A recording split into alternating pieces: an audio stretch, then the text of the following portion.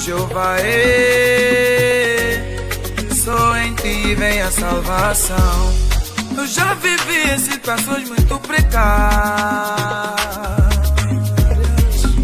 até que um dia eu percebi que existe um Deus que muito faz por mim.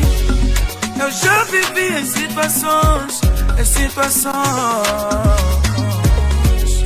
mas até que um dia eu percebi que existe um Deus que muito faz por mim. E quando eu peco, Ele perdoa. Se estou enfermo, Ele me cura. E quando eu caio, me levanta. Se estou sem forças, me dá força. Quando eu peco, Ele perdoa. Se estou enfermo, Ele me cura. E quando eu caio, me levanta. Se estou sem forças, me dá forças. Jeová, só em ti vem a minha força. Jeová, só em ti vem a salvação.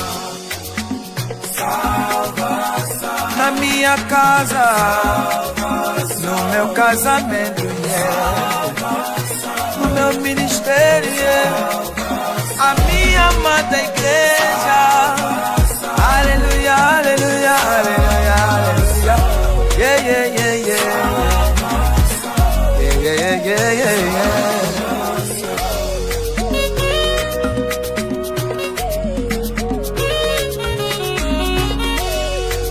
Andei muito neste mundo cheia de maldade à busca da minha salvação.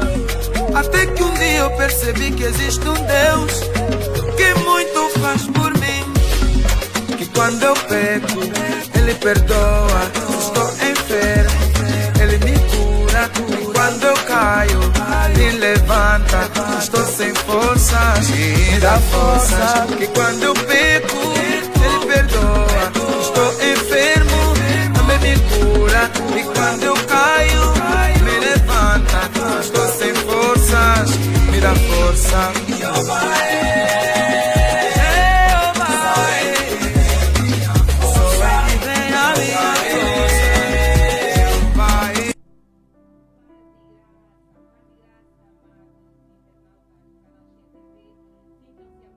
Acarinhados por Dionísia Cambambe, chegamos para mais uma edição do podcast Visão Holística.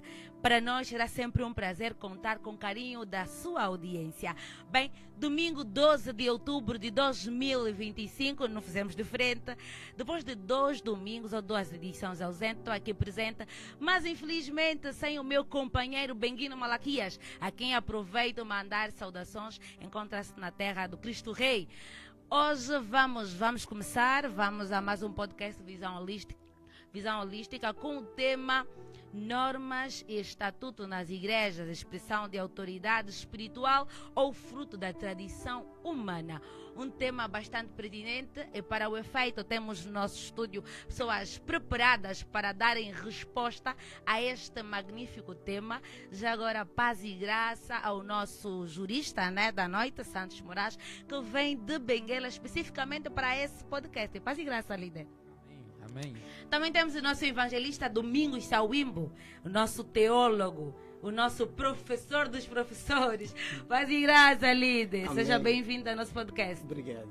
E não menos importante, o nosso líder, o recém-nomeado ao cadeirão da província do Kwanza Sul, nosso líder evangelista Francisco Catila. Paz e graça, líder. Seja bem-vindo ao nosso podcast. Obrigado. Estamos aqui para isto. Bem, queremos também dizer que os nossos internautas podem também participar do nosso podcast deixando as suas opiniões, as suas perguntas a partir do comentário da nossa página Cheia TV. E também queremos apelar, está aí no rodapé o nosso IBAN, queremos apelar aos nossos apoiadores que continuam a fazer as suas doações para que esse projeto vá avante, né? Esse projeto continue a caminhar, um projeto coordenado pelo evangelista Cardoso Capinhala, coordenado também por outros líderes de boa fé que têm ajudado muito em prol da comunicação nas igrejas. Bem, para quebrarmos o gelo, eu gostaria de saber, ou seja, os nossos internautas precisam estar clareados, na verdade, o que são ou o que é normas e o que é estatuto dentro de uma denominação. Para o nosso líder Santos Moraes. Bem, obrigado Dionísia Cambambe. É sempre um prazer falar para aqueles que nos acompanham e é uma verdadeira responsabilidade quando tivermos de comunicar para aqueles que com muito carinho procuram de certa forma atualizar sobre a igreja. É sempre bom que o façamos com responsabilidade. Falar de normas nas igrejas, nós gostávamos de dizer aqui que falar de normas, estamos a falar de uma série de princípios e emanações que vêm orientar a vida, a conduta dos fiéis dentro de uma certa congregação. Ou seja, para que as pessoas não caminhem só, não caminhem cada um a seu belo prazer, fazer aquilo que lhe apetece, então é necessário que existam estes princípios que vão guiar, vão ditar limites, vão dar permissões para que as pessoas atuem dentro destes limites e, portanto, isto é que são normas do ponto de vista geral. Agora, estatutariamente, aqui nós queremos dizer que não foge. Em princípio, tem ali regulamento e estatuto, mas falar do estatuto, estamos a falar do documento constitutivo da igreja. Ou seja, não existe constituição da igreja em princípio sem que exista o estatuto. Tanto é que no processo de legalização de uma igreja, um dos documentos sine qua non para que seja aceite é o estatuto. O estatuto dita princípios, modelos e formas de que a igreja há de se organizar ao nível do território nacional. Tendo assim a definição de normas e estatuto, gostava de saber com o nosso teólogo, nosso líder Sawimbo, é necessariamente que essas normas, esse estatuto devem ser fundamentadamente, exclusivamente na Bíblia, e se sim, o porquê?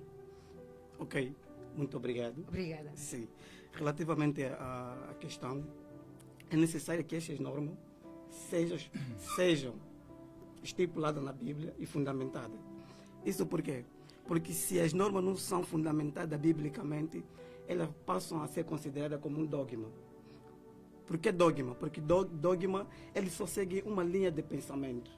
Uma linha de pensamento sem uma revelação bíblica e sem nenhuma revelação da parte de Deus. Então, toda norma deve ser fundamentada pela Bíblia. E se não for também fundamentada pela Bíblia, ela chega a ser normas com princípios humanos, ou melhor, com criação de homens, já não com criação biblicamente falando. Bem, e essas normas e estatuto, ela deve sempre refletir numa autoridade espiritual. Por que numa autoridade espiritual? Porque quem deve elaborar uma norma só deve ser aquela pessoa que está espiritualmente em comunhão com Deus, que é uma pessoa aprovada para poder elaborar essa mesma norma. Senão, não vai ser, como dizia, não é uma norma biblicamente falando. Chega a ser um dogma. Então, todas as normas devem ser fundamentadas com princípios bíblicos. Líder Catila, depois da explanação do líder Sawimba, acaba por surgir uma questão, uma dúvida aqui. Qual é a diferença entre normas e doutrinas? Normas e doutrinas. Primeiro, temos de começar por compreender que normas, como dizia muito bem o nosso jurista Santos Moraes, normas são regras, são princípios que vão guiar ou orientar uma determinada comunidade ou organização. Tradicional vem de tradis, que quer dizer alguma coisa que se entrega, alguma coisa que se transmite. Logo, quer a questão regra como tradição, são todas elas, ou seja, para nós conhecermos as regras, precisamos da tradição para que ela seja transportada. Logo, é importante que percebamos aqui, e eu estava aqui, fiz questão de questionar qual é o nosso tema central para tentar nos posicionarmos. Quando estamos a nos referir de normas ou estatuto nas igrejas, estamos a trazer a ideia de que esses estatutos vêm de um sítio para a igreja. Nesse caso, de alguém para a igreja. e não a igreja a produzir. Olhando por essa vertente, nesse prisma que o nosso líder teólogo fez menção, nós poderíamos dizer que mesmo também a própria Bíblia pode ser entendida aqui no campo como um estatuto, logo, ou como uma norma, ou como uma regra para conduzir aquelas pessoas que nele acompanham. Daí que não podemos aqui descolar o próprio princípio da regra e da tradição. Tradição é aquilo que as pessoas fazem de forma sequencial, não é? Que passa de geração a geração, e normas são aquilo que as pessoas vão fazer dentro da própria tradição. Olhando para o modelo ou estilo congregacional, tendo em conta o estatuto de muitas igrejas que têm um estilo congregacional, qual é o líder máximo e qual é o órgão máximo dessas igrejas com estilos congregacionais? Na verdade, as instituições no estilo congregacional, o órgão máximo são as assembleias. As assembleias são os órgãos máximos que ditam as normas e as regras que vão conduzir esse caminho. Mas, atenção, estas regras são controladas por aquele que estará no pódio, no topo. Quem é? Nesse caso, algumas igrejas são os famosos secretários gerais, no caso. Os secretários gerais são esses que têm a responsabilidade de controlar e manusearem ou fazer cumprir também as próprias normas ditadas pelas assembleias, nesse caso. Líder Santos Moraes, acredita que todas as regras das igrejas refletem autoridades espirituais? A esta questão eu gostaria de começar da seguinte forma. O primeiro grande legislador, na minha previsão, é Deus. As primeiras regras que o mundo conheceu foram as regras que Deus estabeleceu lá no Éden a Adão, que deveria cumprir certos preceituados. Orientou ali principalmente sobre a proibição, o limite que ele coloca em relação a uma árvore. Esta regra é muito bem conhecida. E esta regra que colocou Deus a Adão, ou seja, aos homens, reflete muito bem quem é o primeiro legislador ao nível do mundo. Reflete muito bem. É uma norma, é uma regra, é uma proibição. Agora, se todas as normas refletem a divindade, bem, eu tenho dito assim, se nós pegarmos a Bíblia, ela fechada, ela une a todos os cristãos. Se abrirmos a Bíblia, ela nos separa. Em que perspectiva? A Bíblia fechada, temos a Bíblia como sendo o guia em relação a Deus, o foco a Deus. Quando estiver aberta, cada um fará uma leitura e tirará uma interpretação de acordo às convicções que ele tem para aquela que é sua instituição religiosa. Dali que, na minha perspectiva, nem todas as normas refletem a pessoa de Deus. Nem todas as normas refletem a pessoa de Deus. Pode dar um exemplo de uma regra, uma norma que considera espiritual e uma que considera parecer mais humana? Um exemplo para que nossos internautas consigam perceber. Neste facto, eu gostaria de fazer uma colação ao que o evangelista Catila disse. E bem colocada a pergunta, precisamos entender a distinção entre regras e doutrinas. Normas e doutrinas. Percebendo a questão da diferença entre doutrinas e normas, vamos entender que muitas igrejas veem doutrinas como normas e normas como doutrinas. Por exemplo, uma doutrina, não é? Uma regra que é expressão humana, que para garantir a convivência, poderíamos trazer aqui a ideia de, deixa lá ver, dentro da igreja, algumas igrejas, por exemplo, usam lenço, outras não usam. É bíblico. Cada um abriu a Bíblia, leu, interpretou e trouxe na sua realidade, aplicou.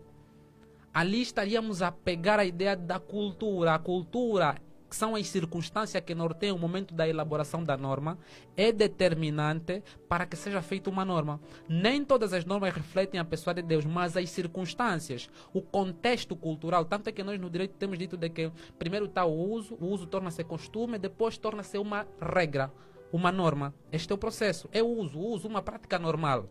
Ganha relevo de costume numa determinada comunidade. E quando ganhar o relevo de costume, isso acaba sendo positivado. Se tem respaldo bíblico, não é contra a Bíblia, algumas igrejas positivam e é norma da igreja. Isto, na minha perspectiva, não é mal. Basta que tenha respaldo bíblico, não seja contra os princípios bíblicos e pode ser tida como norma dentro da igreja. Líder Sauimbo, concorda com a visão do nosso jurista quando alega dizendo que o maior ou o primeiro, na sua visão, legislador, né, de todas as normas é Cristo? Bem, por parte sim, mas por parte também não. Justifica, por favor. Ok. Porque ele disse muito bem que Deus, quando criou Adão, ele estabeleceu regras. E quando estamos a falar de regras, estamos a falar de normas. Que essas regras que Adão poderia cumprir e seguir. Desobedecendo essa regra, então Adão cometeria o pecado. Desobedecendo a Deus, estamos a cometer o pecado. E, por outra parte, eu diria que não muito bem Deus como o Cristo, como foi a pergunta, não muito bem Cristo que... Como principal legislador. Legislador, Sim, sim. sim. Porque normalmente Deus vai estabelecer as suas regras, as suas normas. Mas por si só também o homem vai estabelecer as suas regras, que nós vamos dizer que são regras de forma de tradição. Tradições humanas. Ok? Forma de tradição humana. São regras, mas em forma de tradição humana. Tradição humana. Por que isso? Porque toda regra que não vem da parte de Deus é considerada como uma tradição humana. E como é que nós conseguimos distinguir que essa regra não vem da parte de Deus? Boas.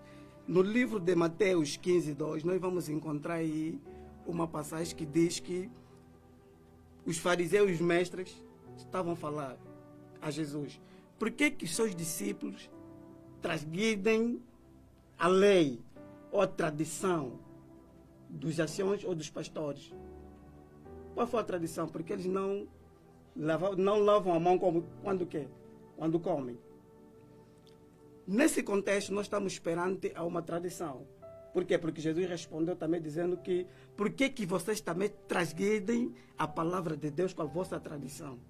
Então nós vamos ver que regra ou princípios de Deus não pode, ou então, as tradições não podem ferir ou não podem igualar com os princípios ou com as regras de Deus.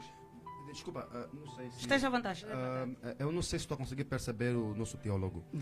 Quando faz menção de que Deus nos dá uma regra e nós temos as nossas regras, quais regras o líder se refere que Deus nos deu? Ou seja, dito de outra forma, Ok. se nós conhecemos a Bíblia por meio dos homens. Dos homens. Foram os homens que escreveram a Bíblia, isto de acordo a um contexto. Contexto este que, ao escreverem, quem escreveu, leu e fez uma interpretação à luz daquilo que é os seus hábitos e costumes. Criou as normas essas que conduziram esse povo. Será que o líder estará a nos dizer que esses princípios que os homens criaram foram todos eles diretamente da divindade que é Deus? Ou então foram adicionando algumas questões ligadas ao contexto? Porque o que é que tem-se dito? Tem-se dito que toda tradução ou todo o contexto visa-se ou faz-se de acordo com o vocabulário de quem está a legislar. E o vocábulo de quem estará a legislar vai ser de acordo ao meio onde essa pessoa estará colocada. Diante dessa situação, logo vamos começar aqui a compreender que todos os princípios que nós temos, entre aspas, são eles divindade, ou seja, são eles divinos também.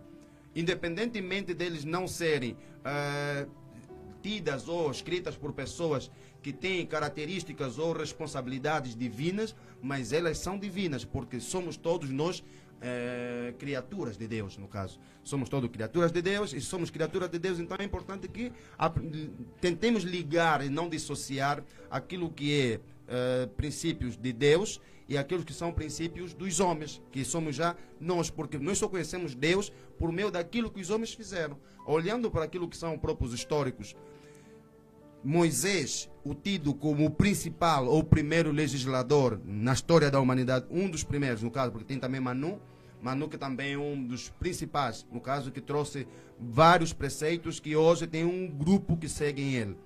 Esses dois eram homens, eram humanos.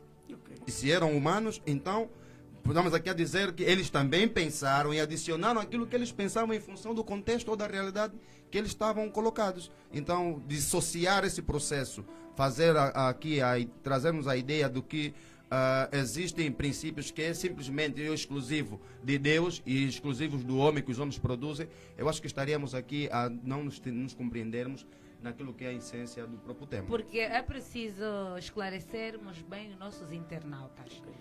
Falou muito bem o nosso historiador, nosso evangelista Freixo Catila, mas eu ainda assim gostaria de pedir ao nosso teólogo para dar sequência à sua abordagem, de modo a esclarecermos realmente se essas normas são simplesmente divinas ou ainda de homens inspirados por Deus, né? Tal como o nosso amado Catila referiu. Bem, como eu dizia aqui, existem normas que vêm diretamente de Deus. E existem normas que o homem por si só vai criando essas mesmas normas. De uma forma miúda, quais são as normas, um exemplo de uma norma que vem diretamente da parte de Deus? Bem, por exemplo, quando nós vamos falar de transfusão de sangue, por exemplo, né? Transfusão de sangue é uma das normas que umas congregações adoptam ou têm como regra, que não se pode fazer a transfusão de quê? De sangue. Essa norma, claramente que no meu pensar, não é uma norma divina. Por quê? Porque sangue é vida. Nós não podemos estabelecer uma norma que não vai do encontro com a revelação de Deus. Outros sim, existem normas que nós vamos ver que uma norma estabelecida por uma religião que não podes fazer nada no dia do sábado. Também é uma das normas. Não podes fazer nada no dia do sábado. Então isso vai velar muito pela convicção, pela fé do mesmo indivíduo. Se a minha fé ditar que não posso fazer nada no sábado, então não vou fazer nada no sábado. Mas se a minha fé não ditar que no sábado posso trabalhar, posso fazer alguma coisa, então eu vou fazer essa mesma coisa. Vou trabalhar, vou fazer essa coisa. Então, é preciso diferenciar muito bem relativamente às normas divinas e às normas estabelecidas pelos homens. Pelos homens, porque mesmo assim, a Bíblia diz que haverá tempo em que muita gente vai ser enganada pelos ensinamentos errados e falsos, pelos falsos profetas. Então, precisamos compreender muito bem que nas igrejas existem ensinamentos divinos e existem também ensinamentos de pensamentos humanos. Porque num dos exemplos que o nosso teólogo acabou de trazer, que é, por exemplo, a adoração no sábado, os adventistas têm rescaldo bíblico para essa mesma adoração. Certo. E onde o nosso teólogo diz que são algumas normas implementadas pelos homens. E como é que se justifica a reação que eles trazem, ou o justificativo bíblico que eles trazem para poder adorar no mesmo sábado?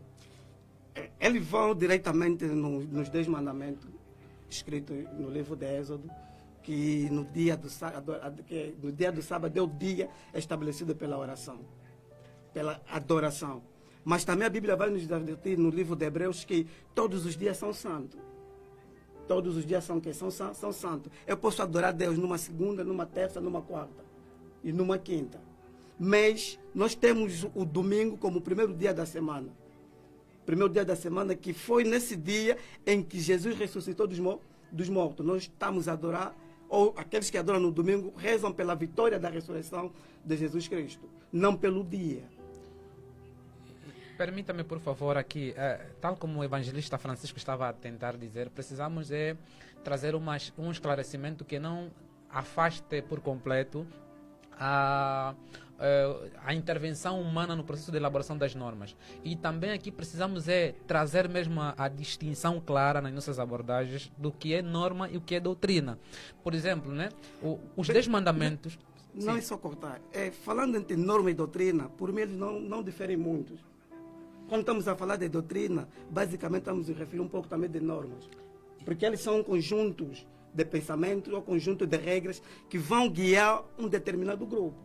Doutrina como norma, por mim, não tem muita diferença relativamente a isso. Sim, Biblicamente falando. Sim, tal como estava a tentar dizer aqui, de facto, Sr. Evangelista, tal como estava a tentar dizer, primeiro queremos dizer assim, as normas são de caráter obrigatório e institucionais, ou seja, têm o caráter de manter a organização dentro de uma instituição, para que haja paz, haja o normal desenvolvimento das atividades dentro da instituição, então existem as normas. Diferente da doutrina. E as doutrinas servem para a manutenção da fé da pessoa para com Deus. Ou seja, a doutrina é algo ligado, é algo mais divino. É algo ligado à divindade. Já as normas é algo mais administrativo.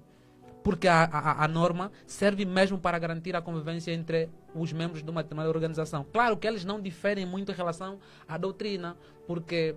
por exemplo, uma das questões doutrinárias é a questão de amarás o teu próximo como a ti mesmo. Isso aqui não é norma, isto é doutrina. Isto não é norma. A questão do sábado não é norma, é doutrina. Então, isto é que precisamos esclarecer. O nosso debate continua a dizer que já temos muitos internautas ligados à nossa página da Chia TV. Temos o nosso irmão Paulino Isaías, PCA, diretamente da província de Benguela. Temos o nosso irmão Fernandinho, diretamente da província da Huila. E temos uma questão também aqui. O nosso irmão Gabriel Xongolola coloca a seguinte questão. Gostaria de saber aos convidados em estúdio, as normas são universais ou culturais? Está entregue. As normas são universais ou culturais? É a questão do nosso amado Gabriel Xongolola, da província de Luanda. Olha, falando desta questão, universalidade ou cultural, as normas das instituições religiosas não são universais, que fique claro. Quando alguém cria, exemplo, vamos pegar a Igreja X, para não citar o nome, a Igreja X, quando se constituir, vai criar uma série de normas que vão guiar as atividades desta igreja em específico. Nesta medida, elas não são universais. Elas são gerais para toda a pessoa que aderir a esta igreja. Só aquele que se vincular à Igreja X estará obrigatoriamente vinculado a estas normas. Quem não aderiu à Igreja X, por exemplo, não lhe vincula nenhuma norma da Igreja X. Mas se for cristão, lhe vincula a doutrina. Aquilo que é doutrinário, mas a norma especificamente não é universal, mas ela é geral para todos os membros daquela igreja. Tem características de generalidade, abstração, uma série de características que vão então incidir sobre as pessoas da generalidade, mas são mesmo para as pessoas daquela congregação. Líder Catila, qual é o risco de uma igreja adotar normas baseadas apenas em tradições humanas? O risco que a igreja pode tomar ou ter, sim, em caso de adotar apenas tradições humanas, não em autoridades espirituais. Eu quando tomei a minha primeira intervenção, eu fiz menção de que não existem, ou seja, poderia-se dizer assim, não existem no seu geral tradições meramente humanas. Porque, ou seja, princípios ou normas. Essas normas que visam a gerir, como dizia muito bem o nosso jurista, e fez uma aclaração muito perfeita. Normas, vamos aqui a colar para questões administrativas. É normal que sejam humanas, é normal que sejam dos homens a elaborar, porque é para reger homem com homem. Agora, questões de doutrinas, aí sim, é que nós vamos aqui procurar identificar essa religião, se ela se adequa ou não. Porque, vamos aqui pegar aqui uma situação. Não são todas as igrejas que têm as mesmas doutrinas, ou seja, as doutrinas não são universais para todas as igrejas, onde cada uma, ao ser constituída, por exemplo, os budistas, eles não seguem os princípios, as doutrinas do cristianismo, não. Muito menos as doutrinas do judaísmo, não. Muito menos as doutrinas do islamismo, não. Nesse caso, o contexto é que vai ditar se aquela doutrina é perfeita ou não, se é humana ou não. Então, se nós tivermos aqui que trazer características de que não, essa doutrina é meramente humana, não pode ser feita ou não deve estar na igreja, aí estaremos a pecar. Então temos que definir primeiro o contexto da própria religião, só assim vamos conseguir saber se ele é humano ou não. Por quê? Se tivermos no cristianismo, vamos olhar aquilo do hinduísmo como humanos, uma coisa que é para os homens, que se nós transportarmos para nós, aquilo pode ser uma ferida, pode criar um dissabor no meio daquelas pessoas que se acostumaram com princípios ligados àqueles que são os seguidores ou os discípulos ou de Cristo, ou de Mohammed, ou de outras divindades ou pessoas que, profetas no caso, que acabaram dando força ou impulso nas religiões que existem atualmente. Então não existe aqui princípios meramente humanos, porque pode ser humano para uns e espiritual para os outros, desde que seja ele de uma forma elaborado e um princípio amarrado por todos, aquilo para mim passa a ser espiritual. Tudo que é amarrado é uma norma que todos sentaram, acertaram e entenderam fazer aquilo como um princípio, então aquilo passa a ser espiritual, porque o espiritual é quando transcende aquilo que é o material. Líder Sawimbo, defende da mesma opinião do líder Francisco Catila, porque tendo em conta a nossa realidade, nós estamos vinculados nas nossas congregações, nas nossas denominações, tendo em conta as nossas realidades. Tem acontecido isto, tal como o líder Francisco estava aqui a decifrar? Bem, como o nosso líder já acabou de dizer, eu não vou muito em parte com o líder, porque normalmente as tradições nunca podem se refletir como uma autoridade espiritual. Se é isso que eu entendi. Uma tradição é tradição. Tradição é tradição. Normas são normas. Não podemos confundir tradição com normas. Por quê? Porque normalmente as tradições, como já disse e repito, as tradições, eles refletem mais pelo pensamento humano. E Jesus olha pela tradição que os homens vão implementar nas igrejas como uma forma que eles escolheram para poder guiar o seu povo. Ok? Para poder guiar o seu povo. Mas não como uma forma espiritual. Desculpa. Isso por quê? Desculpa só, eu só queria que o líder também ligasse já esse processo. Quando Moisés diz não matarás, Jesus vem e diz não julgueis. Quem é o humano ali e quem é o espiritual ali? Quando Jesus diz não julgueis, e um diz não matarás. Quem é que não recebeu da divindade? O espiritual é qual, o não espiritual ou humano é qual? Porque nós temos que perceber isso. Sim. Pode continuar. Sim. Olhando pela pergunta do líder aqui, O nosso debate está mesmo a acontecer. não matarás, não julgueis. Por que Jesus diz isso? Porque quem julga é Deus, não o homem. O homem não pode julgar o outro homem. Ok? Nesse caso, dá a dizer que de Moisés é humano. Não estamos a dizer que de Moisés é humano, porque Moisés também recebeu uma revelação por parte de Deus. Aí está a questão. Por parte de Deus, ok? Numa vertente humana, nós vamos dar aqui um exemplo de uma tradição, de uma vertente humana, de uma tradição humana. Por exemplo, existem religiões que dizem que não se pode usar concretamente o anel. Biblicamente, como é que nós vamos fundamentar isso? Existem religiões que dizem que não pode, por exemplo, nas meninas, não podem usar o cabelo. O que é que isso tem a ver com a espiritualidade? Ok? Eu penso que isso são costumes. São costumes, porque isso aqui...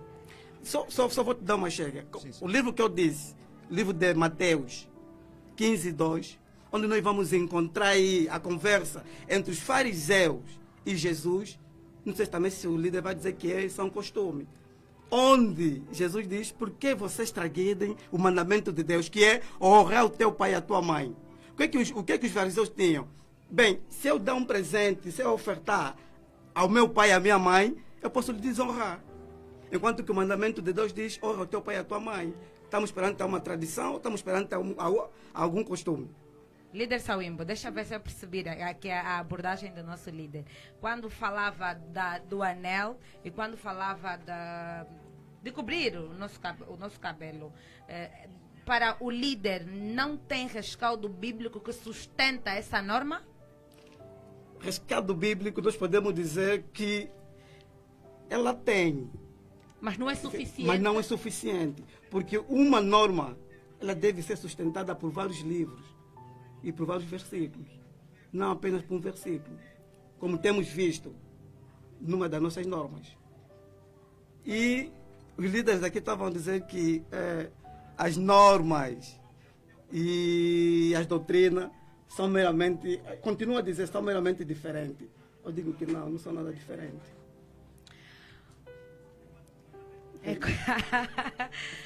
São ensinamentos. Digo que não, por que não são diferentes? Porque eu estava a ler uma norma de uma religião, de uma igreja, melhor dizer, de uma igreja, em que é norma e dentro da norma tem doutrinas. Como é que vamos comparar isso? Olha, senhor evangelista, eu reafirmo a minha posição de que a norma e a doutrina é diferente. Claro, a tal diferença não é abismal na medida em que a norma e a doutrina todas são no mesmo são aplicadas, são vistas no mesmo padrão. Qual é o padrão? A religião. Quando estamos a falar de normas, já do ponto de vista institucional, estamos mesmo a falar a princípio daquilo que vai guiar, que vai nortear, que vai reger a sã convivência. Antes, aqui vou desviar um pouquinho, antes do contrato social, pronto, já na evolução do homem, antes do contrato social, os homens viviam, cada um a seu bel prazer, cada um fazia aquilo que lhe convinha. Também Moisés, quando guiou o povo, teve momentos em que o povo fazia aquilo que eles desse seu próprio prazer. Mesmo Moisés, quando estava no monte, quando regressou com as normas, encontrou o povo fazer o que eles bem entendem. Era necessário estabelecer uma série de princípios que viessem a guiar o comportamento do homem naquela convivência. Já a doutrina, na minha perspectiva, e reafirmo isso, a doutrina é algo mais espiritual, tem a ver com a regência do homem Deus. Se eu desobedecer a uma doutrina, não sou sancionado, mas se eu desobedecer uma norma, sou sancionado. Ninguém me pode sancionar do ponto de vista humano por eu ter incorrido a princípio, a uma doutrina, porque isso rege a minha fé com Deus. O que é que está em perigo? A minha salvação. Agora, se eu incorrer a uma norma, sou sancionado. Por exemplo, não cometerás, vamos lá ver, aquele que cometer adultério, não é? Será sancionado por de X a X anos. Eu cometer adultério, sou sancionado.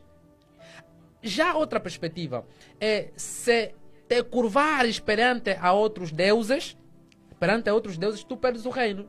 Ok?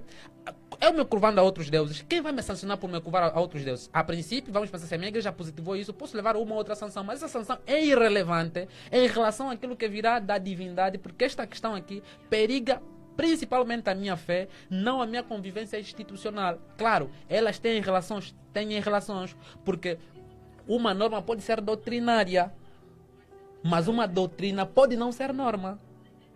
Aí sim. Sim. Agora, só já para terminar a minha abordagem nessa perspectiva, as normas, por regra, a elaboração das normas tem a ver com o contexto do povo específico, com as circunstâncias do momento e com a realidade daquela localidade. Isto aqui tem também em conta uma fonte primária. Toda norma de uma igreja deve ver a sua inspiração na Bíblia Sagrada. As normas têm como fonte inspiradora a Bíblia Sagrada. É ali que eu disse há instantes. A Bíblia fechada nos une, porque nós vemos a Bíblia como sendo a norma geral. Quando nós abrimos ela, cada um tira interpretações de acordo com o contexto histórico, de acordo com a perspectiva da religião e outros fatores que influenciam.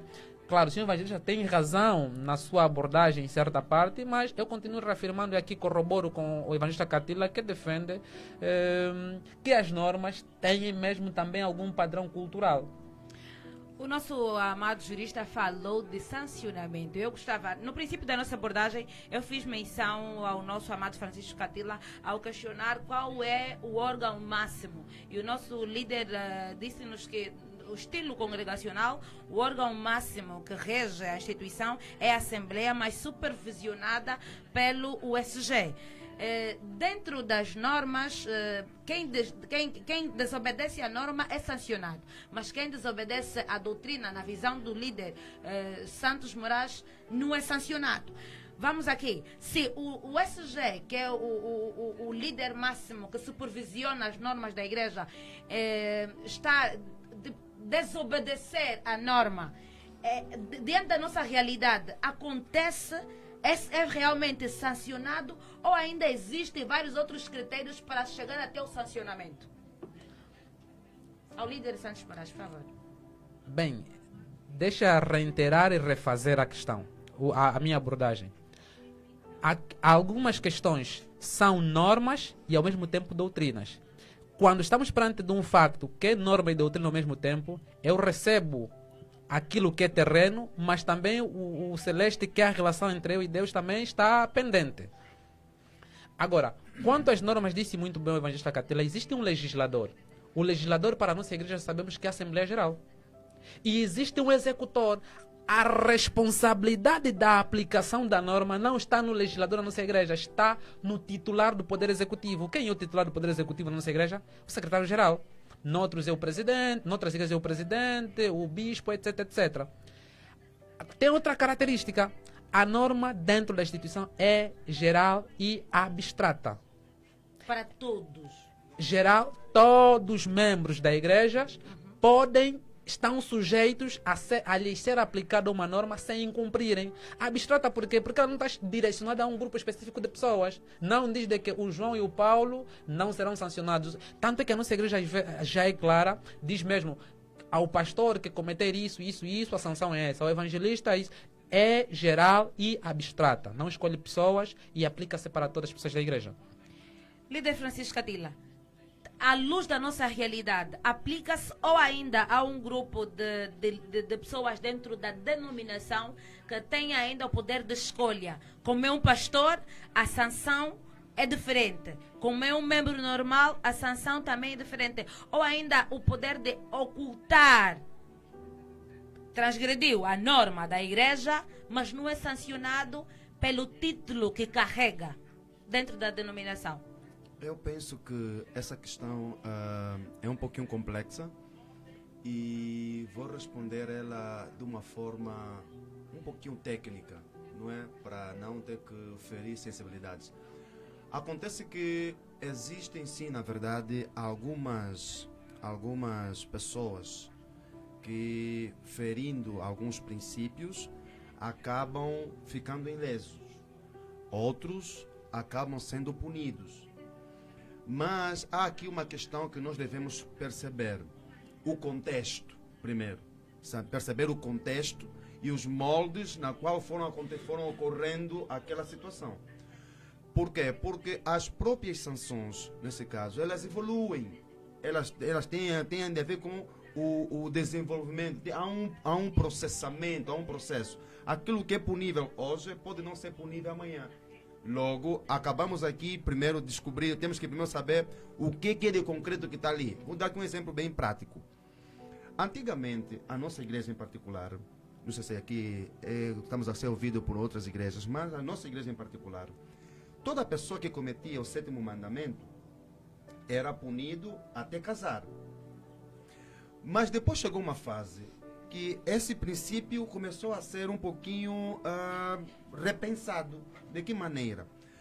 Se o método é transgrediu o 7º, vai até casar com essa jovem, chegava uma fase que as pessoas diziam, está bem, como eu não tenho possibilidade, as pessoas acabavam uns saindo da igreja, outros continuavam por mais de 5, 6 anos. Só que depois evoluiu o processo, quando apareceram aquelas pessoas que transgridem hoje, e como já sabe que ia ter casar, na próxima semana diz que quero casar. E ali depois começaram a pensar, não, tem uma coisa que está errada. Aqui não estaremos a punir simplesmente a pessoa, não o pecado. Logo, vamos ter que repensar o processo. Começando agora a criar o sistema do tipo.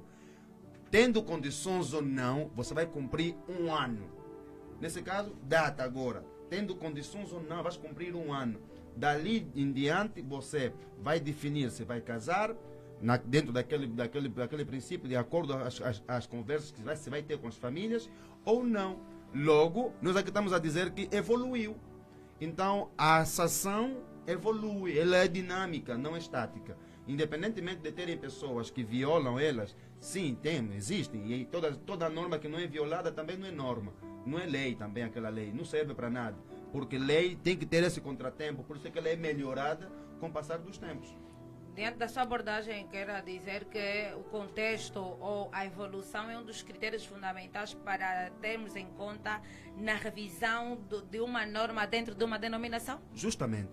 Quais são mais outros critérios que nós podemos ter em conta para a revisão da criação de um estatuto, de uma norma dentro da igreja?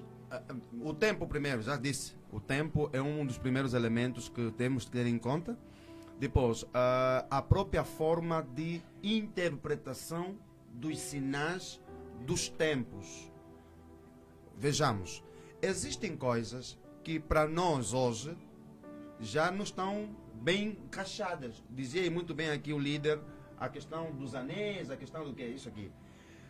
Uma questão de costume, não vou dizer de tradição, porque tradição são ensinamentos, são coisas que transcendem de geração em geração. Não vou dizer isso aqui, aquilo foi um costume. Alguém começou e depois aquilo transitou para outras fases. Ao transitar para outras fases, acabamos tendo então ali alguma coisa amarrada, aquilo que eu disse no princípio. Tudo que um grupo amarra, aquilo passa a ser espiritual. Tudo mesmo, tudo. E passa a fazer parte de uma autoridade. Então, isso aqui também é uma outra questão. Que nós devemos fazer o quê? Acabar criando, no caso, em função da tua questão, vamos aqui trazer o tempo como um elemento para a revisão, vamos trazer aqui as próprias formas de interpretação do momento e o próprio contexto também. Isso também tem a ver com um dos elementos para se alterar uma determinada Constituição, porque toda norma, quando já não condiz ou já não responde às inspirações do momento, essa deve ser alterada, dando lugar àquelas que facilitam o processo. Tendo em conta a realidade da Igreja do Líder, quanto tempo leva, quantos anos, né, leva para a revisão? E se dentro deste ano estipulado pela denominação, né, vamos supor 4 anos para podermos revisar o estatuto, vamos no nosso meio, no nosso seio, já entendemos que uma das normas já não se faz sentir, tendo em conta o nosso contexto. Ainda assim, aguardamos os 4 anos estipulado para podermos alterar esta norma, ou podemos, dentro dos 4, criar uma assembleia extraordinária que é para revermos essas normas que no meio do seio dos jovens ou da congregação já não se faz sentir. Existem aqueles casos emergenciais. Existem os factos do momento. E esses aqui não esperam tempo. A igreja, por exemplo, ela tem... ela dá um intervalo de 10 anos para a revisão de um estatuto ou de um normativo. Logo, dentro desse período de 10 anos, se ocorrer uma situação emergencial, automaticamente ele deve ser repensado. Por exemplo, a nossa igreja ainda não pensou de forma bem clara sobre a questão do homossexualismo. Não criou ainda balizas suficientes para regular essa questão. Se um dia nós começarmos a notar que isso está a afetar a igreja, está a entrar de forma massiva, a igreja terá de sentar, nem que for uma assembleia extraordinária, para repensar esse princípio aqui, se vão continuar ou não. Algumas igrejas já adotaram um sistema de que é normal, quem é gay fica na igreja, é normal. As outras não, nós não temos um posicionamento ainda. Logo, isso aqui, se aparecer, vamos sentar. Ocorreu há pouco tempo a questão da divisão administrativa do país. A igreja não estava dentro desse assunto. O nosso estatuto foi revisado, não fez 10 anos, só não foi aprovado, ou seja, já foi revisado há um tempo, que não chega a 10 anos, voltamos a mexer para tentar fazer o quê? Ajustar esses elementos que estavam em falta. Então, o tempo aqui vai definir, mas em função da urgência ou da necessidade do momento. Líder Santos Moraes, tendo em conta ainda os critérios para a revisão de normas, né, dentro de uma denominação, dentro da realidade da sua denominação, da denominação do líder, ainda na área administrativa, recentemente foi aprovado um novo estatuto, ou seja, novas normas foram implementadas, mas que um bom número, né, vamos dar aqui um exemplo, um bom número dos fiéis que não concordam com uma determinada norma, vamos falar da divisão administrativa, né? Anteriormente eram considerados centros pastorais, agora estamos a falar de centros municipais. Dentro do seio da igreja, quando há esse tipo de complicações, vamos chamar complicações ou ainda divisões de ideias, como é que a igreja deve se posicionar? Poderá surgir uma nova Assembleia Extraordinária para podermos repor aquilo que já existia, ou continuemos a ignorar a visão dos fiéis da igreja? Eu vou começar por dizer que a abordagem do seu evangelista teólogo faz sentido em certa medida. A insistência que ele nos apresentou aqui faz sentido. Por quê? Porque ao entendermos o caráter normal das normas, nós vamos ver que elas acabam ganhando contornos pessoais. E aqui vou fazer a colação ao argumento do evangelista Catila quando ele defende, eu tenho uma visão diferente, né? Defende de que em função das circunstâncias emergenciais os instrutivos devem ser revistos. A minha perspectiva é um pouquinho diferente desta. Ao nível da organização dos Estados, aqui vou fazer uma ligação, existem critérios que determinam a fragilidade de um instrutivo e que determinam a fragilidade ou não de um instrutivo. E a forma como é selado o processo de revisão dos instrutivos determina se este instrutivo é ou não frágil. Já o nosso instrutivo, tal como o evangelista acabou de frisar, de que se neste intervalo de tempo surgirem situações emergenciais ele pode ser revisto, isso torna um instrutivo totalmente frágil. É possível criar normas reguladoras de aspectos novos sem que mexamos nos instrutivos. Olha o perigo que existe. O perigo que existe é, se nós permitirmos que situações emergenciais e circunstanciais nos levem a convocar uma extraordinária para rever os instrutivos, isso leva-nos ao perigo de que eu, eleito agora a chefe máximo da igreja, tenho outros princípios, tenho outras aspirações, outras ideias, eu vou convocar vou forçar uma extraordinária para rever a meu favor. Quando entrar uma outra pessoa, também vai convocar uma para rever a seu favor. Existe um limite de tempo que deve ser obedecido. Os 10 anos deveriam ser limite inalterável, inviolável, obrigatório. Volvidos estes 10 anos, aquelas questões emergenciais, que a princípio não é a nossa Constituição nos permite, por exemplo, estados de emergência, estado de sítio, etc. Quando as circunstâncias não permitem a aplicação da norma em todo, também nós poderíamos criar um mecanismo igual ou semelhante, porque se nós permitirmos nossos instrutivos serem revistos a todo tempo, por cada circunstância, nós vamos ter uma igreja fragilizada, porque se os instrutivos são frágeis, a igreja é frágil. Então defende que devemos esperar o tempo determinado para podermos rever esta situação que para muitos ainda não faz sentido.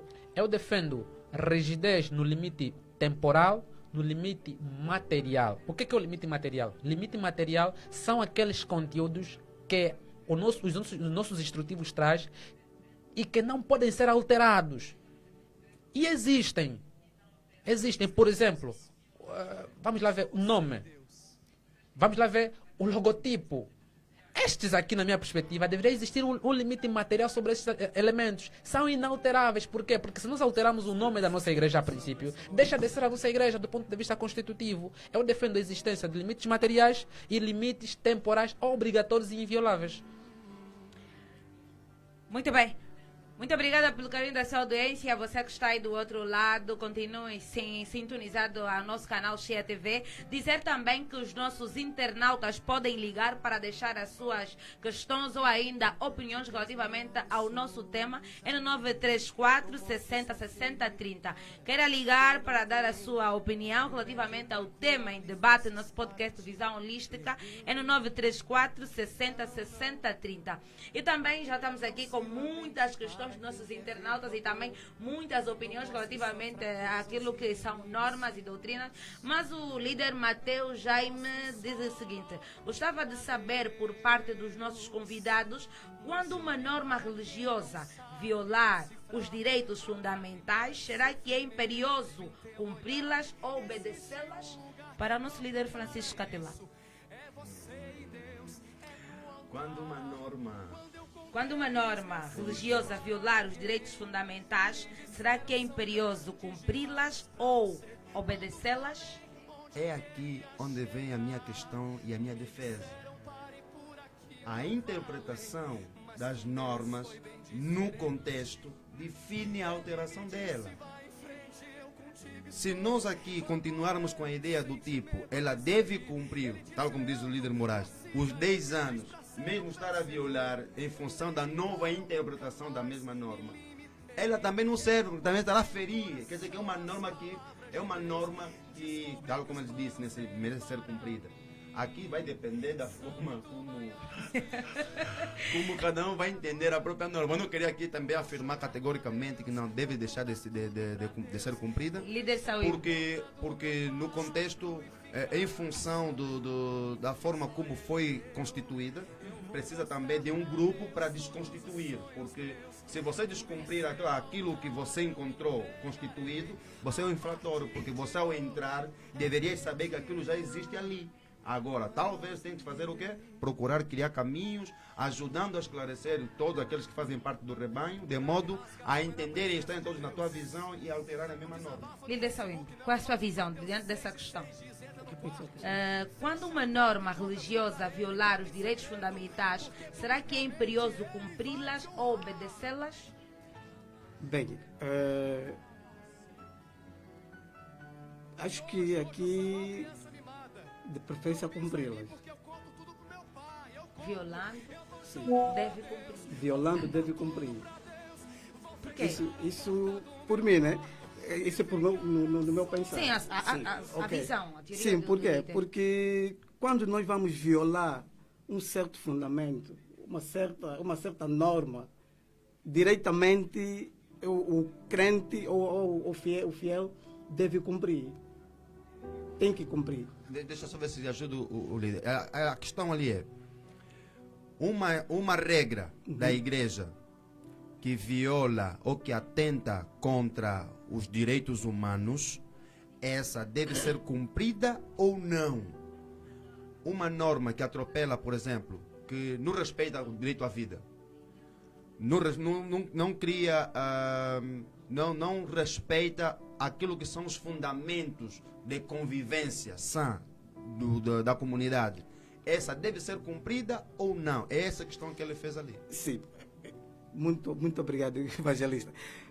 Eu vou voltar a dizer novamente que, antes de ir diretamente pela resposta, por isso é que quem deve elaborar uma norma, segundo o livro de 2 Coríntios 12 a 4. Desculpa, temos alguém em linha? Paz e graça. Com quem temos o prazer de falar, por favor? Paz e graça. Com quem temos o prazer de falar? A paz. Quem nos fala, por favor? Boa noite, prezados irmãos. Boa noite. Quem nos fala, por favor? Olha, vamos desculpar a ligação, é que há uma queda provométrica aqui onde eu estou. Conseguem me ouvir perfeitamente? Sim, conseguimos sim. Pode colocar a sua questão, por favor, e o nome de onde nos fala. Bem, eu gostaria de dar, a princípio, um contributo. Eu sou o irmão Pedro Lopes, presidente das conferências da província do Cubango, município de Menonga. Amém. Faço-me perceber, Por favor, mas... pode avançar, conseguimos perceber. Sim? Pode avançar, conseguimos perceber, líder. Sim. Olha, bem, como fui acompanhado a entrevista, eu gostaria de dar um contributo aos irmãos, principalmente a ajudar o irmão Santos Moraes. Quando diz que ajudar, né? Quando o evangelista Catila diz que quando há situações emergenciais, devemos mexer no normativo. Eu sou de opinião que não deve ser assim. Por quê? Porque nós eleitores, nós, membros da congregação, nós principalmente devemos ser regidos pelos normativos. E quando os normativos são constantemente mudados em função de certas opiniões, de certos momentos, então o nosso normativo perde aquilo que é a sua sensibilidade e o seu rigor. Amém, irmão? Amém. Estamos a ouvir, por favor. Sim, sim. Portanto, nós devemos estabelecer limites temporais para que os nossos normativos tenham consciência. Porque nós não podemos cair na onda em que o mundo está a cair também. Nós temos padrões que façam com que a nossa igreja seja uma igreja diferente, uma igreja indivisível. Por isso que, quanto aos normativos, devemos mantê-lo e fazer correção daqueles fragmentos que nós achamos, mas no tempo necessário, não a qualquer momento. Então, esta é, a princípio, o meu contributo. A princípio, o meu contributo. Então, para não roubar tempo aos outros, despeço-me com a paz do Senhor. Amém. Amém. Muito obrigada, nosso presidente. Gostamos muito da sua intervenção e ficou o recado aqui para os nossos líderes aqui também. Mas estávamos no uso da palavra, o nosso teólogo, o nosso evangelista Sauímbo, pode dar sequência, por favor. Olhando na Bíblia, ou biblicamente falando, no livro de 2 Timoteu 2,15, aí nós vamos encontrar a palavra que diz que quem deve elaborar uma norma, deve ser uma pessoa aprovada por Deus, deve ser uma pessoa que não tem nada por se envergonhar e deve ser uma pessoa que maneja bem a Bíblia. Não é uma pessoa qualquer que deve elaborar ou que devem fazer uma norma. Os amados disseram muito bem que tem que ser um CG. Tudo muito bem. Mas será que esse CG está mesmo capacitado para fazer isso? É um obreiro aprovado? Maneja bem a Bíblia? Por isso é que existem muitas normas estabelecidas que não são, que não são cumpridas na sua íntegra pelos fiéis. E uma da questão vai essa. Uma norma que fere os direitos humanos. Como é que eu vou seguir? Como é que eu vou obedecer essa norma? Espiritualmente, temos que ver quem é que elaborou essa norma. Ainda continuamos com pensamentos diferentes e é bom, é saudável para um debate, mas ainda assim também gostaria de ouvir a visão ou a opinião do nosso líder Santos relativamente a esta questão. Vou voltar a repetir a questão. Quando uma norma religiosa violar os direitos fundamentais, será que é imperioso cumpri-las ou obedecê-las? A esta questão a minha resposta é categórica, não. Por quê? Não e não. Por quê?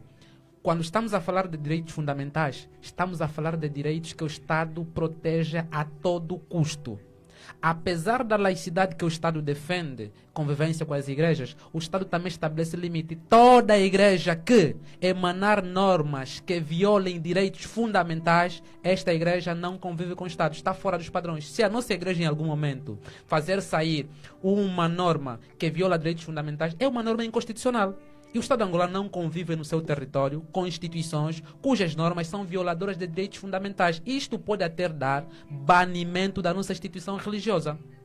Estamos a falar de normas que violam os direitos fundamentais. Vamos aqui agora voltar. Quando uma norma da igreja entra em conflito com um princípio bíblico, o que deve prevalecer? Líder Sauímbo. Quando uma norma entra em conflito com um princípio bíblico, que deve prevalecer a norma ou o princípio bíblico? Que deve prevalecer o princípio bíblico. Por quê? Porque os princípios bíblicos são uma revelação por parte de Deus. É a palavra de Deus. Mas tendo em conta a nossa realidade, onde muitos dos fiéis ainda não conseguem diferenciar, a norma prevalece ou o princípio bíblico? Quando nossos fiéis não conseguem decifrar.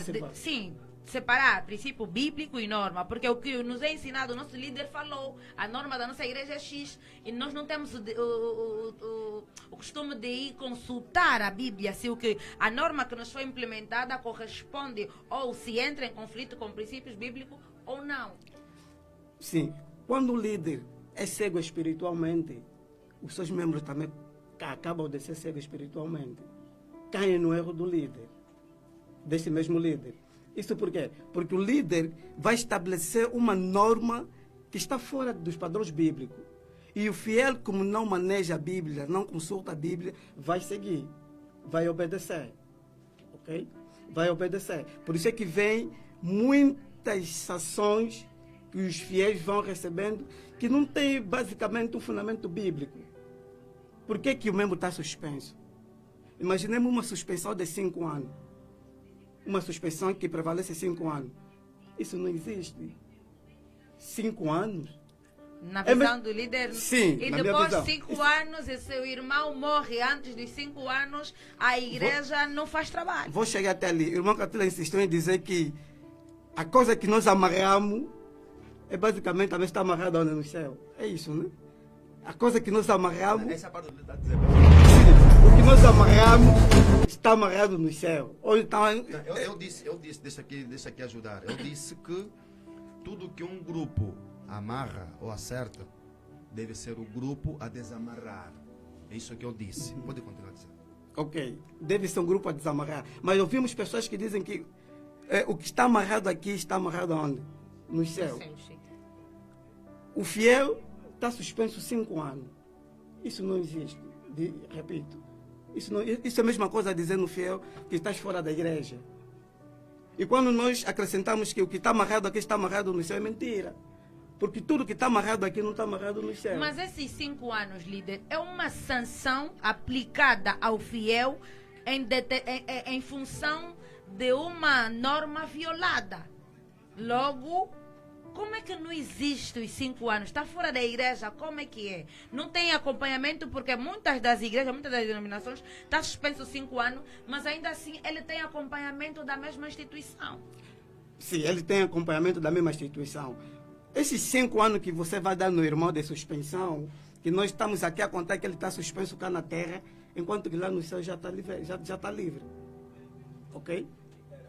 Já está livre. Por quê? Porque tudo, o mundo espiritual ou o mundo físico é reflexo do mundo espiritual. Ok? É reflexo do mundo espiritual. Quando Deus falou a Moisés para fazer um tabernáculo, ele lhe mostrou o tabernáculo lá dos céus. Como é que deveria ser feito o tabernáculo? E Moisés olhou o tabernáculo espiritual e trouxe para onde? Para a terra. Deus, quando chamou Jeremias, ele lhe disse que eu te escolhi desde a ventre da sua mãe. Antes de Jeremias ser nascido, ele já era que profeta no mundo espiritual. Ok? Então, nem tudo que nós amarramos aqui na terra está amarrado lá no céu. Porque no céu já foi desamarrado há muito tempo. Líder Francisco Catila, nem tudo que nós amarramos na terra está amarrado no céu. Essa é a visão do nosso teólogo. Mas o que nós gostaríamos de saber é: as normas, quando são violadas, são impostas para o mesmo fiel uma sanção de 5 anos, que na visão do nosso teólogo automaticamente está expulso da igreja. Como é que olha dentro dessa abordagem? Porque muitas congregações, ou seja, muitas denominações ainda defendem a braço de ferro que desobedeceu, suspensão 5 anos, pois embora com acompanhamento, o seu acompanhamento tem que cumprir os 5 anos e só depois é que é levantado. Eu penso que não é bem assim como disse o nosso evangelista, de que ele já está fora da igreja ou vai se sentir fora da igreja. As organizações têm normas e as normas devem ser implementadas. As normas, elas surgem para prever certos comportamentos que as pessoas podem ter. Nesse caso, aqui você tem a escolha. Ou você faz para ser punido, ou você não faz para não ser punido.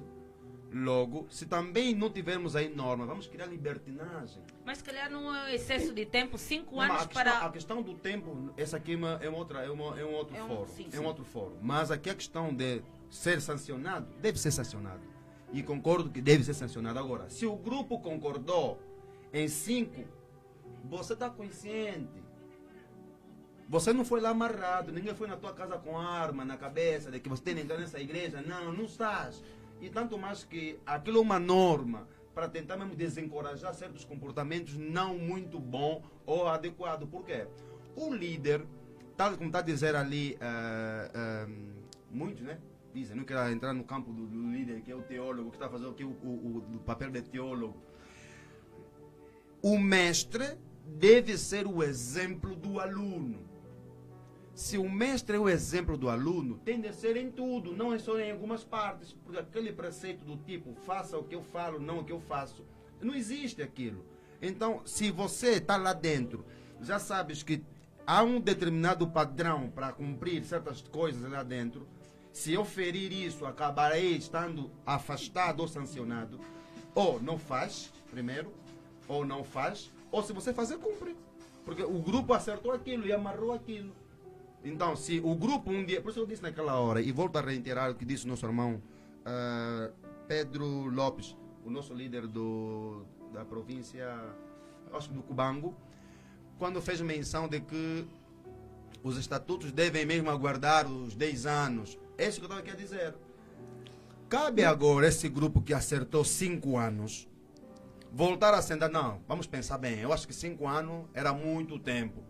Temos que rever esse processo aqui, porque estamos a ver, em função do próprio contexto, já não se adequa a isso aqui. O grupo senta e acerta e retiram. O que nós precisamos, na verdade, é o quê? Deixa eu só esse pensamento. O que nós precisamos, na verdade, é o quê? Nós estamos a fazer confusão entre o estatuto ou os normativos e visão de igreja. Nós não temos visão de igreja. Visão de igreja é aquele processo de long time. E esse long time vem a ser diferido da visão executiva. Quando o líder Moraes diz de que não pode ser mexido para evitar que esse certo líder venha com a ideia dele, a aspiração dele, e procura, em função daquilo que ele quer fazer, chamar as pessoas a sentarem e depois alterar o processo a seu belo gosto, aquilo é falta de visão da igreja, não é visão do estatuto, porque os normativos, eles devem se adequar no contexto. Se já tiver ultrapassado certos princípios, eles devem ser melhorados ou mesmo alterados, porque senão vai acontecer aquele caso. O princípio já não se adequa, mas porque não fez 10 anos, vamos ter que continuar a cumprir, aguardando os próprios 10 anos. Aí é outra história. O que é que eu estou querendo dizer? Eu estou a dizer assim, quando uma organização tem projeto de igreja, de instituição futurística, ela traça aquele preceito, aquelas normas, e todo executivo que vier tem a obrigação de cumprir simplesmente e criar estratégias para atingir naquele topo que a igreja ou que a instituição ou a organização estipulou ou criou para que aconteça ou chegue lá. Quando um líder venha e diz assim, olha, eu acho que temos que mexer aqui, porque se nós não mexer, não vou conseguir chegar até aqui. É porque não temos, e cada um vem lá, pensa a parte dele e faz. Então não podemos aqui pensar que o estatuto ou normativo deve ser uma coisa extremamente rígida, que não tenha flexibilidade em alguma coisa. Não vamos fazer isso. Se nós continuarmos a pensar assim, podemos cair em outros elementos. Por exemplo, uma visão de igreja. A igreja deve pautar pelo ensino, primeiro.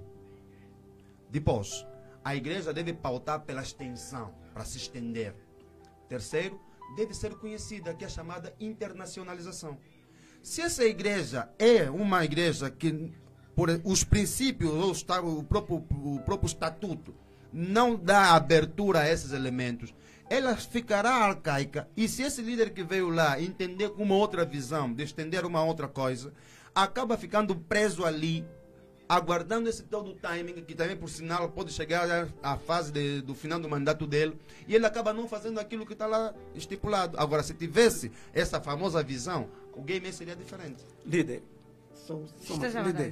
o líder acha que numa norma os membros vão se reunir para elaborar uma norma de uma suspensão de 5 anos, isso é normal.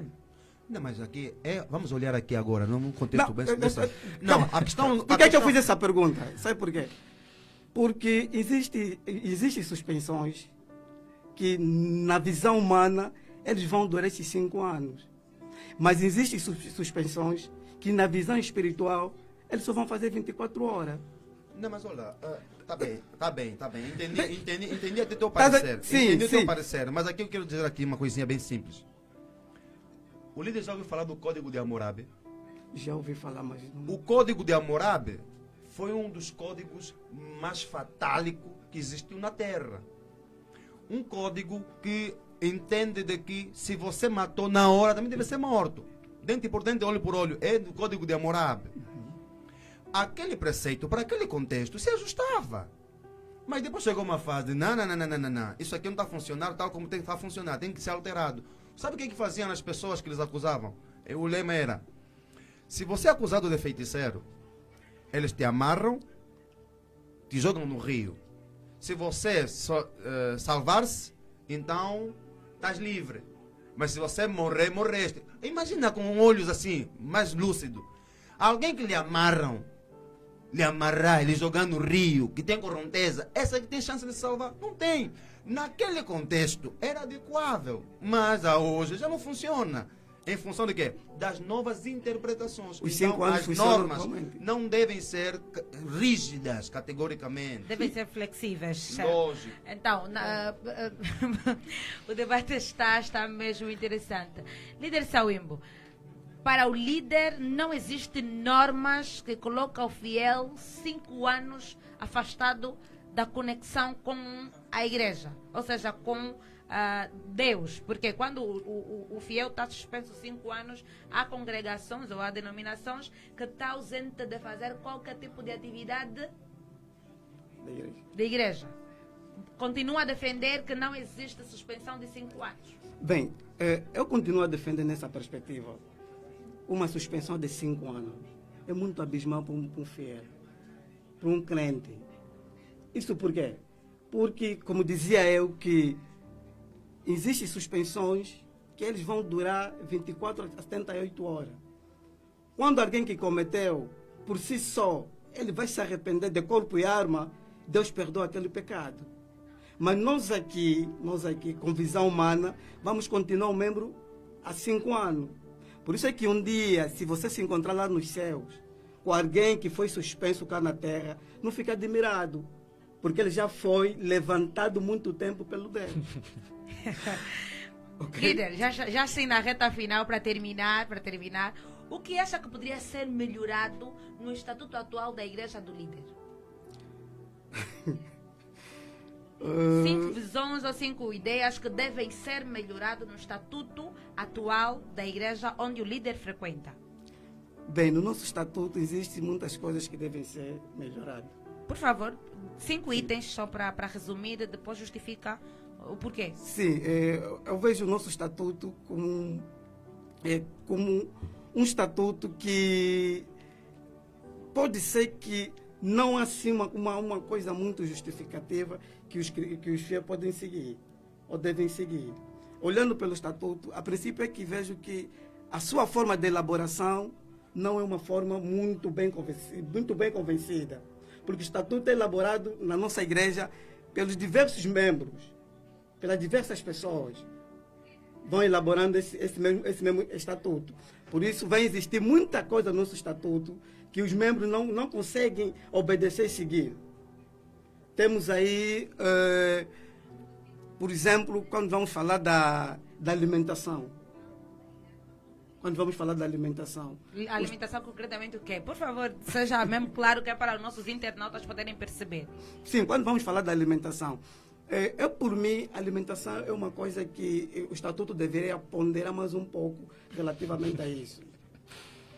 Deveria ponderar mais um pouco. O que deve se comer, o que não deve se comer. Sim, o que deve se comer, o que não deve se comer. Porque olhando muito bem na luz da Bíblia, a Bíblia diz que aquilo que entra não faz mal ao crente. Aquilo que entra não faz mal ao crente, mas aquilo que sai. Então, nós temos aí certas normas no nosso estatuto que merecem ser bem estudadas relativamente a isso. Líder Catila, um estatuto que foi revisado até então, se não estamos em erro, há 12 ou acessivelmente um mês, né? Foi revisado durante um tempo e foi aprovado acessivelmente um mês. E o nosso líder diz que deve ser melhorado alguns aspectos. O que tem a dizer sobre esses aspectos, como, por exemplo, né, falou da suspensão de gravemente 5 anos de um crente, falou da alimentação, falou da aliança, falou do lenço. São muitos itens que não só na visão do líder Sauimbo, mas que também de outros fiéis da igreja, afeto à igreja, que também ainda tem isso como. E também temos a informação que o líder participou, foi membro da organização, ou seja, da comitiva que liderou a revisão do Estatuto da Igreja. Na verdade, eu queria dizer que é importante... De uma forma resumida, já estamos assim na reta final, por favor. Ok.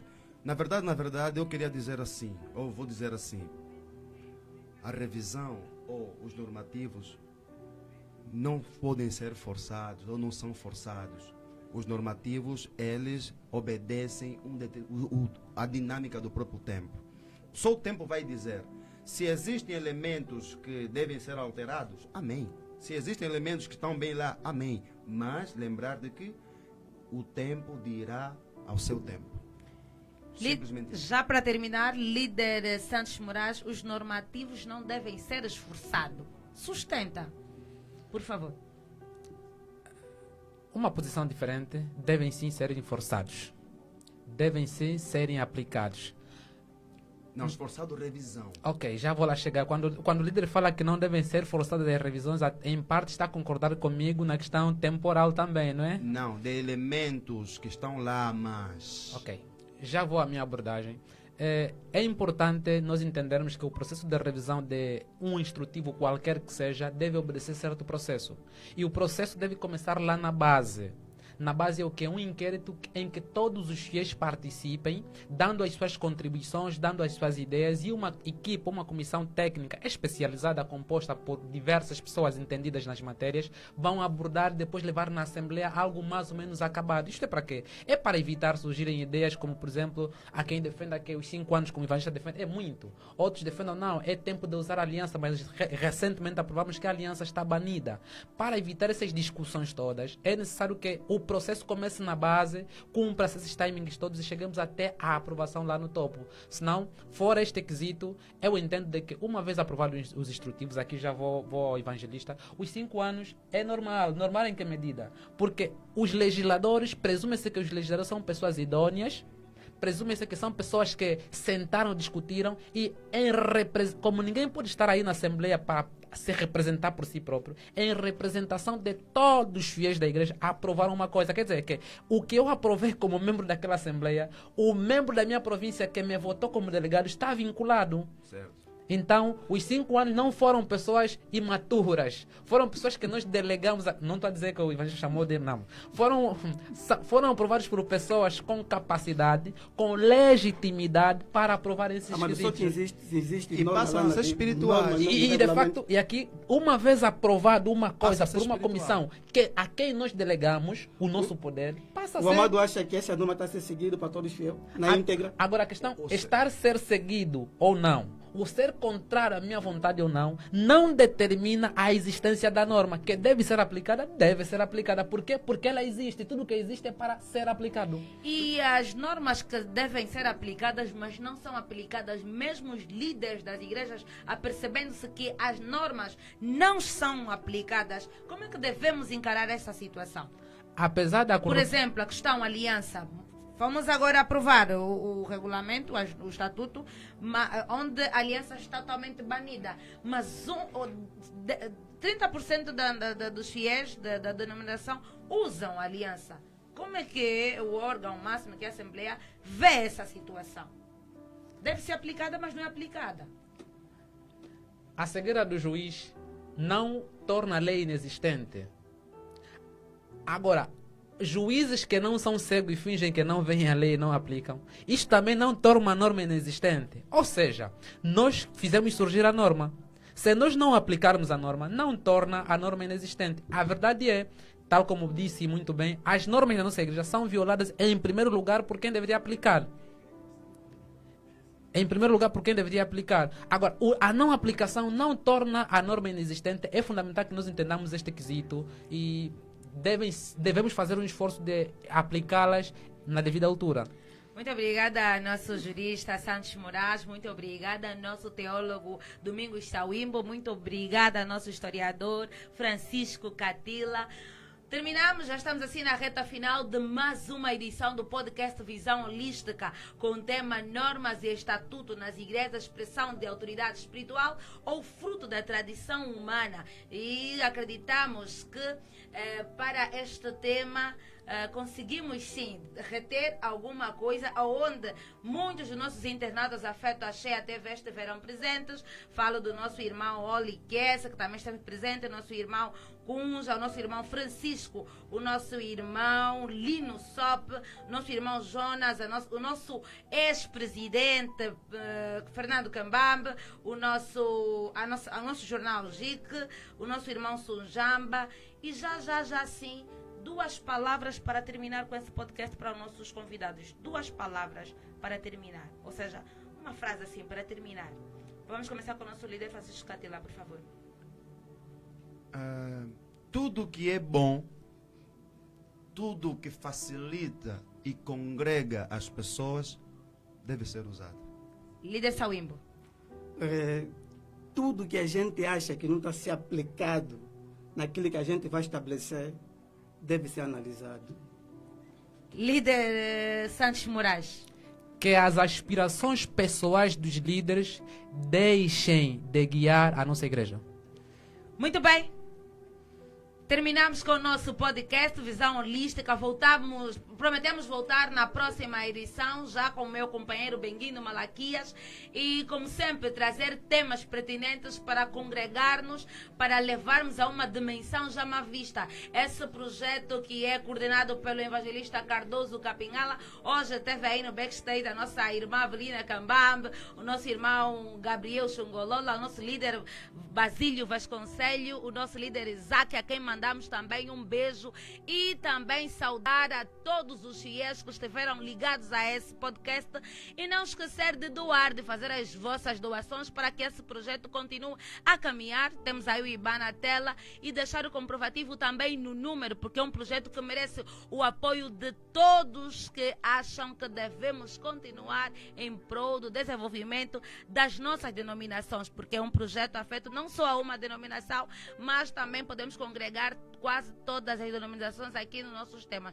Então, muito obrigada pelo carinho da vossa audiência. Sinta-se abraçado e acarinhado por Dionísia Cambambe. É um até já. Meus líderes, vamos só terminar com o slogan da Cheia TV. Quando eu dizer Cheia TV, apenas vão responder: a palavra é de Deus. Cheia TV, a palavra é de Deus. Muito obrigada. Até a próxima edição.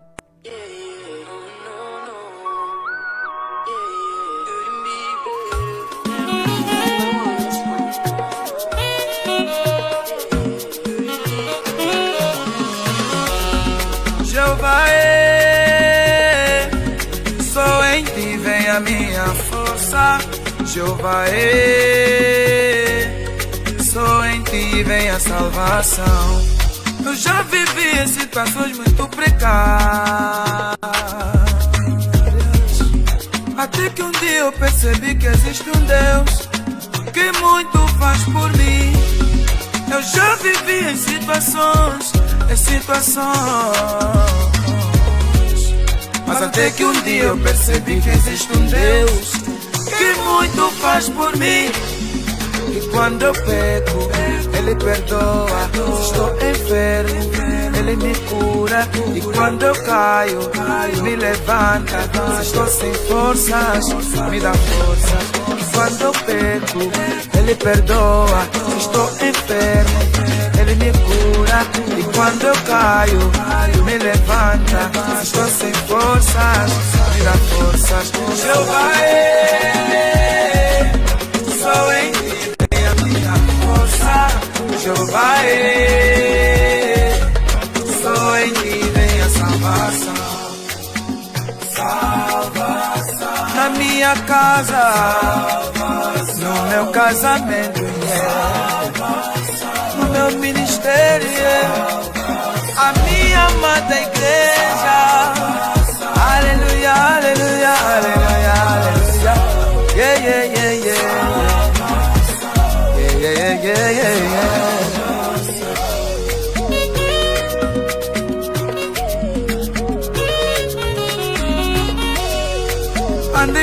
neste mundo cheio de maldade, a busca da minha salvação. Até que um dia eu percebi que existe um Deus que muito faz por mim. Que quando eu peco, Ele perdoa. Estou enfermo, Ele me cura. E quando eu caio, me levanta. Estou sem forças, me dá forças. Que quando eu peco, Ele perdoa. Estou enfermo, também me cura. E quando eu caio, me levanta. Estou sem forças, me dá força.